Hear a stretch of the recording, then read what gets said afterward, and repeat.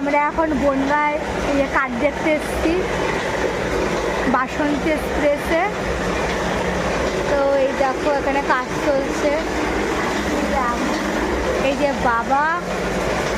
আর চলো কাঠ দেখাই একটু, কিন্তু আমার বিয়ের কাঠ এখন দেখাবো না। এই যে কাঠগুলো দেখো কত সুন্দর। আমরা বনগাঁ থেকেই নেব, কারণ কলকাতায় আমরা যাব না।